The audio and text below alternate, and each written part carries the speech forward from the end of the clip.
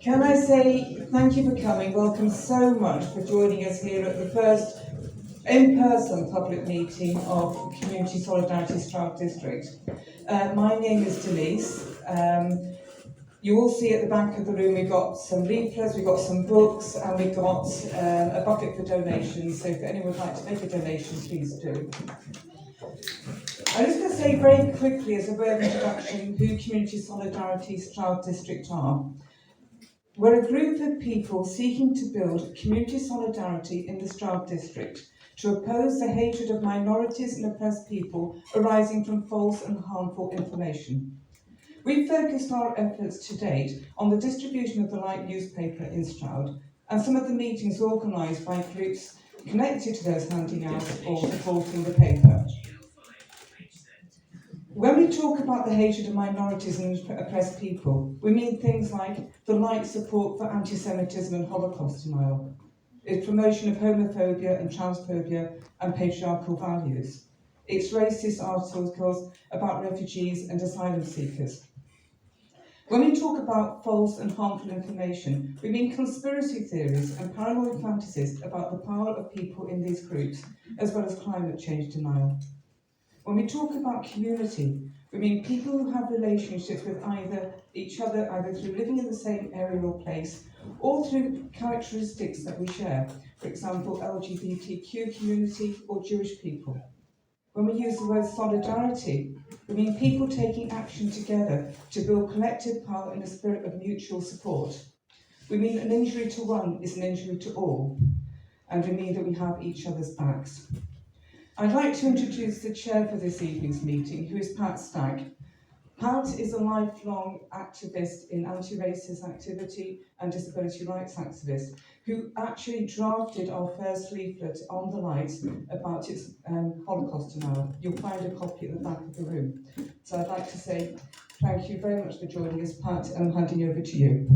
Thank you very much. I'd like to thank Denise for that introduction. As she said, I've been a socialist and activist for over 40 years, was for many years a journalist on Socialist Review, and am now on the steering group of the RS21 group, and I live in London. Throughout that time, I've seen many different manifestations of the far right, some blatant with Nazi regalia and street thuggery, some realising that that can put people off, try to make their horrible messages seem more respectable. All ultimately have the same aim and represent the same danger. So when Denise asked me to help with writing statements and leaflets and to chair this meeting, I didn't hesitate, and I'm very proud to be able to do so. I'm really amazed and delighted at the number of you who've turned up here tonight, and I'd like to thank you for that. I'd like to explain how we intend to conduct the meeting. I will introduce the speakers, who you can see up here, who will then address the meeting. After the three speakers have spoken, I'll ask the audience if they have any questions and call on people to ask them. If I judge a speaker not to be asking a question but rather making a statement, I will stop them at that point, because that part of the meeting is given over to questions that the speakers can come back on. Once questions have been taken and answered, I will open up the meeting for a wider discussion. So if people who want to make points rather than ask questions, you will get that opportunity. I must make it clear that any inflammatory remarks about race, sexuality or gender will not be tolerated. We want everyone in this room to feel safe. All procedures will go through the chair, and I ask for your cooperation completely in that, so we can have a thoroughly good discussion in a very ordered meeting. And I should say that elements of the meeting may be videoed and recorded, just so that you're aware that may well be happening. I'd like now to hand over to our speakers. The first two speakers are Emma Calcutt and James Beecher, and they're going to sort of riff off each other rather than one speak and then the other. They're going to do bits between them. Just to introduce them, Emma's originally from the West Midlands. I had this written down here, so when I said it to her earlier, she didn't realise until I just guessed she was from the West Midlands. She studied development studies, politics and Arabic at the School of Oriental and African Studies, spent 5 years in Syria and 2 years in Indonesia. She's had a lifelong interest in anti-racism and also works with Stroud against racism.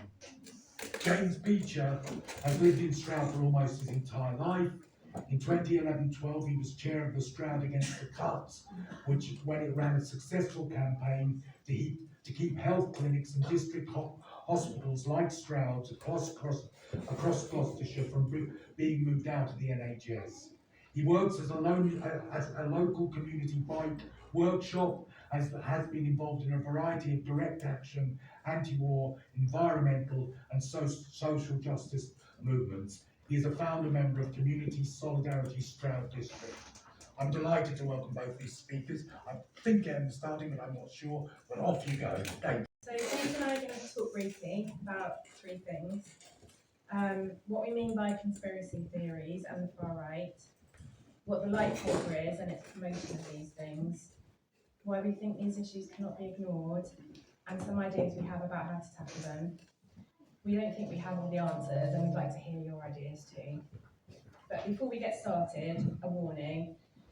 While some of you might be familiar with the terrible content of the light and the far right individuals, we feel it's necessary to the arguments we're making to provide quotations. People know this will include some nasty things. We can't cover everything, so please take some leaflets that are at the back and read the number of articles on our website if you haven't already done so. Pass you over to James. Thanks. Just to reiterate, it's great to see so many of you. I want to start by saying life is hard and hugely unequal. It's entirely unsurprising, really, that people are often distrustful of government, authorities and institutions. That doesn't mean that any claim about government or other institutions is true. When we talk about conspiracy theories, what we really mean is perhaps better described as conspiracy beliefs. This is where there is limited or no evidence for the theory. Indeed, the absence of evidence or the existence of evidence that contradicts the theory is treated as evidence that the theory is correct and that the conspiracy is suppressing evidence. The example we've written about at length is the claim that global warming and climate change is a hoax or a scam as part of a conspiracy to either reduce the human population or control what remains of it. This conspiracy involves not only ignoring, but seeing as part of the conspiracy the enormous volumes of evidence that human society since the era of colonialism and industrialization, and in particular the burning of fossil fuels, have contributed to global warming, and that this is leading to changes in the climate and to suffering and death.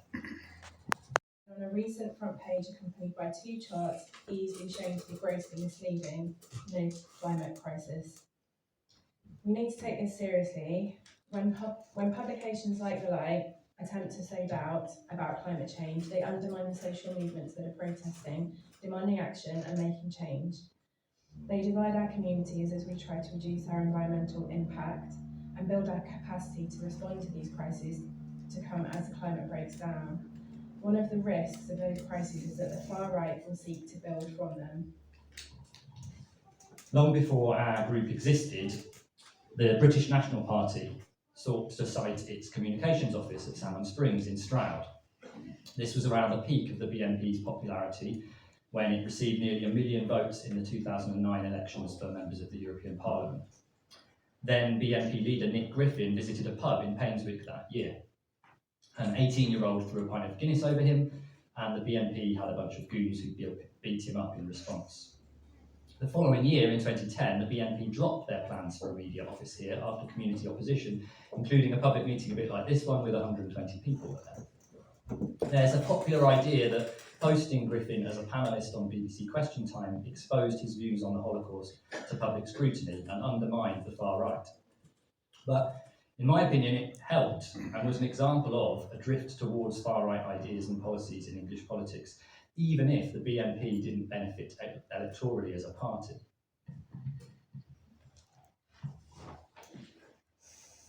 So we've seen a Conservative government introduce a horrendous hostile environment that insists on identity checks of people racialised as other than British to access public services, which have, for example, led to the denial of healthcare to hundreds of people, including those who have lived here for decades and members of the Windrush generation. The current Home Secretary, Suella Braverman, has recently been referring to undocumented migrants as an existential challenge to Europe and the US, echoing racist conspiracy theories of the Great Replacement theory and white genocide. Around Christmas 2021, these ideas were promoted in leaflets and distributed locally by supporters of what was, at least until a recent split, Britain's most active fascist organisation, Patriotic Alternative. As today is the anniversary of the Battle of Cable Street, it's worth mentioning that Oswald Mosley visited Stroud in the 30s. There's a picture of him outside what is most recently the electric bike shop on John Street. Apparently after staying in King's Cross House, then the home of the leader of the West of England branch of Mosley's British Union of Fascists. In short, while it might unsettle our ideas about Stroud's current political culture, we shouldn't be complacent about the possibility of far-right organising here. But we should also celebrate local anti-fascist opposition. In 1962, a camp in Grittingwood, I hope I'm saying that right, in the Cotswolds, hosted a visit by the leader of the American Nazi Party. He was deported from the country after the camp. He was deported from the country after the camp was stormed by 100 Cotswold visitors and a swastika flag pulled down, as reported by the Daily Mirror. The Mirror also reported that Mrs. Ada Green from Cheltenham, nearly 80 and a former district nurse at Britain Power, angrily stamped around the campsite, waving her fist at the grey uniformed jack-booted Nazis, shouting, "Clear off, clear off." So what about the Light paper? The paper describes itself as a truth paper, offering the uncensored truth, as it casts itself as an alternative to the mainstream media and tyranny. 37 monthly issues have been published since September 2020, and its editor has claimed a monthly print run of 200,000 copies. These are distributed nationally direct to subscribers via stalls such as the one in Stroud High Street and occasionally to people's letterboxes. There are also versions of the paper in other countries. The latest issue credits 13 people involved in the production and distribution of the paper, though we don't know how many of these roles are paid. We do know that the editor, Darren Nesbitt, is a Christian who describes his politics as constitutionalist, about, quote, preserving what our ancestors have built up, unquote. He's also a proud flat earther. The Light isn't a simple far-right publication. It's not the case that every article is from or promoting the far right. And we're not saying that all of the people who hand out the paper, whether locally or elsewhere, are far right. We might instead describe it as a paper of the cosmic right, mixing ideas from a range of perspectives on the right with those from hippie or alternative communities. Others have used the term conspirituality to talk about a blending of ideas from New Age, other forms of spirituality, or wellness influences with a particular approach to alternative health, and then blending those things with conspiratorial ideas. So we at CSSD have written a long article collating evidence on how the Light provides space for, points to, and includes adverts from far-right individuals or organisations. We see the paper as working as public relations for the far right. It mixes content from the far right with other content, or conceals its nature so that audiences might normally reject the far right instead come to see these individuals and organisations as valued members of their movement. The paper has published several articles by Anne-Marie Waters, leader of the For Britain political party. Nigel Farage described her and her supporters as Nazis and racists. One of her articles in the Light is all about promoting Tommy Robinson, one of the most well-known far-right activists in Britain. He was a member of the BNP before founding the violent street movement, the English Defence League. In issue 31, the Light defended a protest which turned into a riot against asylum seekers being housed in a hotel in Liverpool. The article opens by suggesting that the term far right is nothing but a trope which has been rendered utterly meaningless. Yet, the violent protest the article defends was promoted by far-right organisations, including Patriotic Alternative, who visited the hotel in the weeks before the riot and delivered leaflets in the area. Who's a long-time friend of mine, I'm pleased to say. David is a barrister. He represents workers and tenants in tribunal and court proceedings. He's also a long-standing anti-fascist campaigner and the author of a number of books, quite a large number of books, including on fascism history, including the book Fascism, History and Theory. And some of those books are on sale here tonight, I think. So, somebody's holding one up at the back, but it's with great pleasure that I introduce David Renton. Thank you.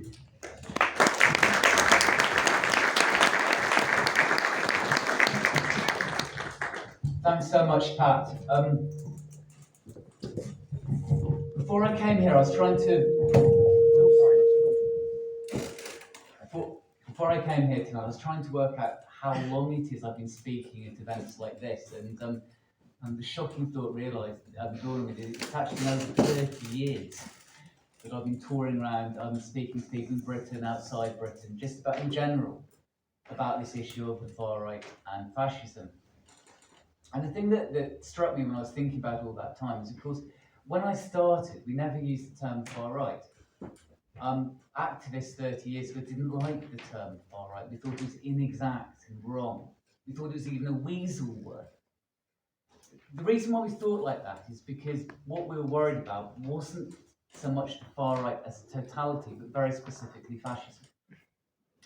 And I'm sort of inviting people to start off at that point. So it's about 30 years ago. What were people scared of? What we didn't like was the thought that in Britain, but not just in Britain, also in France and Italy and other places, there were openly fascist parties, being set up in many cases during the Second World War or soon afterwards. And they were full of people who were nostalgic for the interwar years and trying to recreate that fascist mix. So just again, to give people a sense of that context, of what sort of things were we worried about in a different generation. I figure that lots of us hated, despised, was the figure of Jean-Marie Le Pen in France. What we didn't like about him, we knew he was a fascist, and we knew he was a fascist because he'd been in a group, Order and Nouveau, for all different reasons. We knew he was a fascist because he couldn't stop talking about fascism. It was really quite easy to know what sort of figure he was. He got prosecuted. He was in fact convicted by the French state 6 times for Holocaust denial. And when you think back about that generation of politicians, thinking about them now, it seems almost extraordinary. Why on earth would a politician keep on banging on about Holocaust denial if all it's going to mean is they get fined and probably they end up in prison? And the answer was, for that generation of fascists, or whatever you want to call them, but for that generation, it was more important to keep alive the memory of fascism, to appeal to former fascists, than it was to appeal to anyone else. And again, you can go on, and there are more and more examples of it. In Britain, we have the National Front. I fear even mentioning the words National Front is going to disclose your age of it. After the National Front, we had the British National Party. But the British National Party had been set up by a man called John Tyndall, who before then had been the leader of the National Front. Now, for everyone else, it was actually quite easy. It's very easy to show that John Tyndall was a fascist, a Nazi, or whatever. All you needed to do was to dig up all the pictures of him in his Nazi regalia from the 60s and go, look at that man. And if you talk to anti-fascists from the 70s or my generation in the 90s, you find again and again people saying, well, I was interested in it, but I won't put up with all that Nazi nonsense. Well, another example, Italy. Italy comes into this story. I'll be talking about a party called the Italian Social Movement, the MSI. Its successes these days are the Brothers of Italy, who always get a favourable write-up in the light newspapers whenever they say it.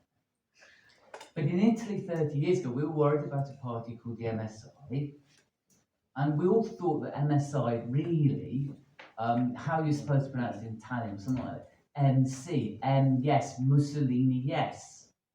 Its first 3 leaders had all served as government ministers under Mussolini. A speech by the leader of the MSI in the mid-1980s said, he was speaking at their big annual conference, he said, let everyone know, if they search for fascism, fascism is here. Now, the point I'm making, I suppose, is that at a certain time, and it's been like quite a long time ago now, that stopped being how the fascists or the far right, or whatever you want to call them, that stopped being how they organised. And you can even date it. It's really very simple. In around 1992, the leader of the MSI in Italy, a man called Gianfranco Fini, said, "I'm not a fascist anymore, I'm a post-fascist." And about 9 months later, he was invited into government, Berlusconi's government in Italy. Now, from that point onwards, it all seemed to get a bit complicated. Because we were used to dealing with people who were fascists and called themselves fascists. But now we were dealing with people who said they weren't fascists, or that maybe they had been fascists, but they said that was all in their past and they weren't fascists now. So thinking back to that moment, audiences like this, what did we know? There were certain things we knew. The first thing we knew, which was quite easy, is that fascism was back. More than that, we actually knew that when we talked to people outside, 100 or so people here, I thought it was interesting listening to people, 110 of us maybe tonight, 120 when it was the BNP.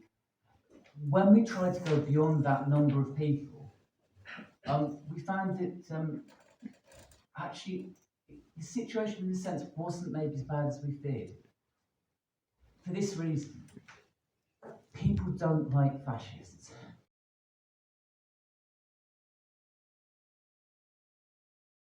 There hasn't been a political movement in history which relied on conspiracy theories as deeply as fascism did. Hitler and Mussolini and Mosley all wanted everyone to think they were radicals, they were going to change things. But the funny thing is they didn't want to change things. They actually also wanted society to run very much along the same lines as it was already running, with the same rulers. So how they combined those two ambitions was to pretend that there were everywhere real secret conspiracies of the truly powerful, which only they saw and only they could defeat. They said Western society was run by artists, by filmmakers, musicians. I gather not only they have been saying that, that's something you've had to deal with in Stroud too, the idea that musicians run the world. Hitler called this culture Bolshevism, but those of you who've read The Light will have seen what that term culture Bolshevism is when you translate it from German to English. Cultural Marxism, our favourite far-right talking point. It's got a history. The fascists claimed that the banks and supermarkets were run by rich Jews, and what did they call those rich Jews? Globalists. They said there were trade unions run by poor Jews. These were just lies. It was paranoid thinking, and it was a spur to violence. Thousands of socialists had their meetings all burned or were shot or killed even before Hitler or Mussolini took power. Fantasies about imagined Jewish power led to the Holocaust. Right, well, I'm pleased to say that's got about through half of what I wanted to say. Now I can get on to the light. The first thing to say about the right is it's right wing. I know it sounds silly, but it's actually, I think, the thing that they least like to hear. Let alone before they're far right. I want to talk about just being right wing, ordinary right wing, boring right wing, familiar right wing, all the sorts of right wing that we just come across every bloody day, and they're siding with that too. What I mean by this really concretely is that you could read all 38 issues of The Light, and bless some of the people in Stroud who've done this. But The Light has never had a kind word for poor people. It's never had a harsh word for rich people. Just think about the things I've heard earlier. Life is difficult. I agree life is difficult. How is life difficult for most people right now? Something really basic. High gas and electricity bills, maybe, yeah? Light's not interesting. Why aren't wages keeping up with prices and inflation? No, in 38 issues, the paper hasn't tried once to explain why it's like that. I'm a barrister. My job is to stop people from being evicted. This year, around, give or take, 100,000 landlords are going to serve roughly, give or take, 100,000 eviction notices on tenants in Britain.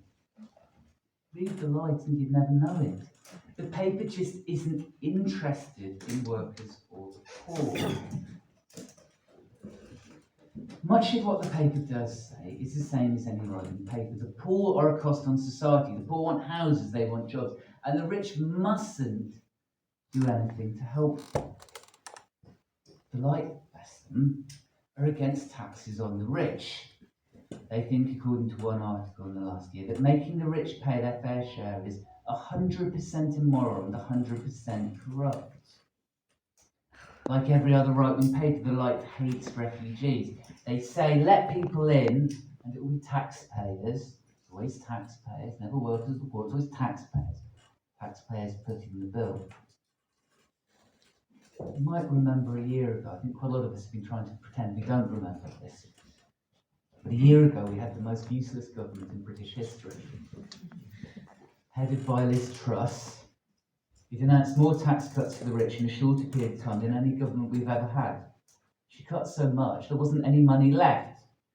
There was a run on the pound and she ran from office after 45 days. The Light responded in March this year. They reprinted an article from the Daily Telegraph praising Liz Truss, quoting only her account of what had happened and wishing for the return of a proper Conservative government to implement Conservative Party policies. And there's a reason why the Light can borrow content from the Daily Telegraph without that article standing out in any way from the material around it, and it's this. The basic ideas of Light are the most familiar cliches that we see every day in our awful right-wing press. Now, I bet there's some people here thinking, why, but it's just like the Daily Star or the Mail or whatever. Why are we having this meeting? If the Light was only a right-wing paper, then the people in this room might dislike it. But let's be honest, we'd ignore it. We wouldn't have this meeting. But the Light isn't just right-wing, it's far-right paper. So again, I sort of want to talk a bit more about that and what that means in the most concrete terms. The first issue of the Light was published 6 months after the start of the COVID lockdown. The first reaction of our Prime Minister, Boris Johnson, to COVID was to say that Britain would have no lockdown. Again, this is something we all know, but I think we kind of forget. Do you remember what he said? He said his hero was the mayor from Jaws, who kept the beaches open no matter how scary things got. That was what we were told how life was going to be. Within days, of course, Johnson had changed course. The government introduced a lockdown. It did so because every night on our TV screens, pictures were being shown of people dying in hospitals. None of us knew how many people would join them.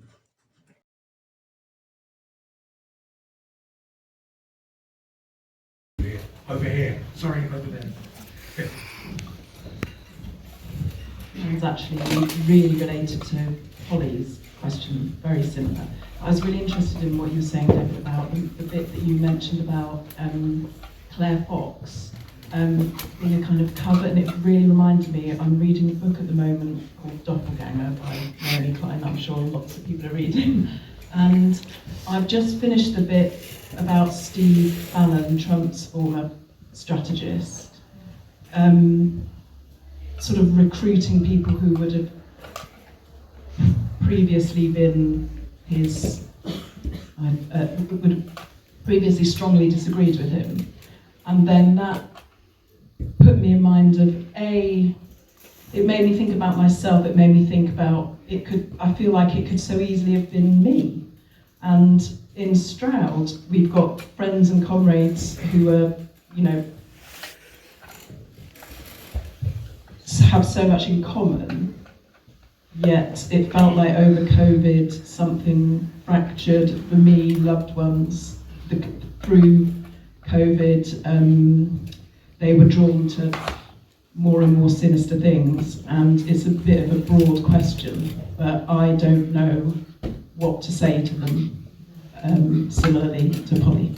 Thanks. Sorry, that's very rumbling. No, that's fine, thank you. I'm going to get David and I'm going to get David to come back first.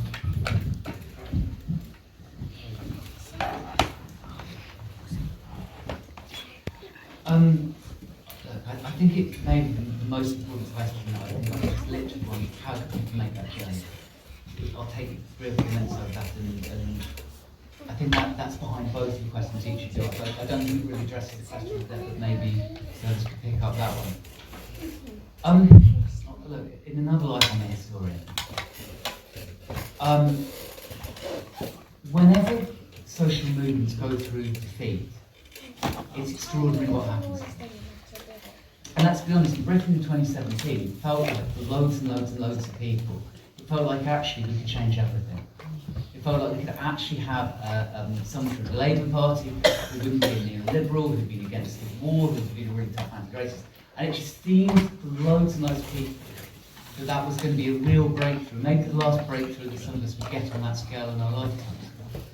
And it got smashed. Now, I can't trace for individual people how the next steps of that journey.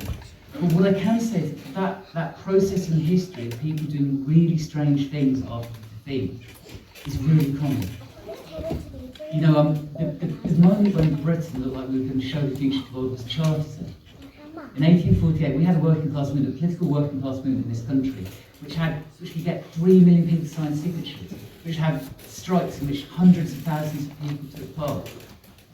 But if you spend your days, one of the things I sometimes is reading the ex-Chartists after 1848, they got wacky. Some people might know the name Robert Owen. Does that mean anything to people? The first ever socialist thinker. Do you know what he was doing in the 1850s? He was publishing pamphlets saying, we're not going to get the revolution unless we get this new set of people who will help us, which is the dead. And he literally wrote pamphlets you can read about the great army of spirits who were going to come forward. And there were thousands of people who went through that journey from being Chartists to all sorts of very weird homegrown religions and whatever. So I kind of feel that we think we're the first generation having to deal with this, but actually maybe other generations had to deal with it too. Thank you, David. I'm going to ask James to come back. Fascinatingly, that Robert Owen was the first deadhead. So, Thanks. First off, great questions. So apologies if I end up talking for longer than we did in our introduction, but there's quite a lot to say on these things, and because they're questions we thought might come up, I prepared a few bits in the area. So apologies if it looks like I'm reading from a script. Yeah, just move it back. Sorry. Let's start with that question about why do we want to split up families or kind of cause further divisions. So, as some of the speakers, some of the audience members have already alluded to, quite a lot of us are quite concerned about the way that the relationships are being fractured and fragmented when someone that we care about, as Ollie said, goes down the rabbit hole. And that the light, under the kind of pretense of promoting new age attitudes or some kind of alternative, is attracting lots of people who aren't really aware of the far right connections. First off, the first thing I want to say, because we get accused of various forms of division, is that by responding to divisions that are being stoked firmly, it's not us that's causing those divisions, particularly if we are members of the groups, if we're Jewish people responding to the promotion of anti-Semitism.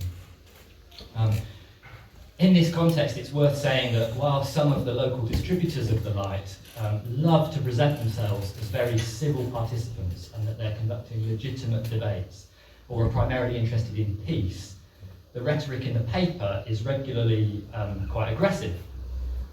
Issue 25, this is from issue 25. It's got a full-page article from the far-right US website Red Pill Revolution titled "Awaken Your Inner Warrior," with a bizarre photo of a topless bearded man grimacing at readers. In the text of this article it says, quote, "We are now faced with a new kind of enemy. Also, we have little left to lose, which is bad news for them." In issue 29, another article from the same source argues, quote, "You know who you are, scum. This time there will be no forgiveness, no amnesty, because you have offended the divine spirit that dwells in God's people." I honestly don't know how people can read that kind of thing in a paper and not be taken aback by it and continue to hand it out.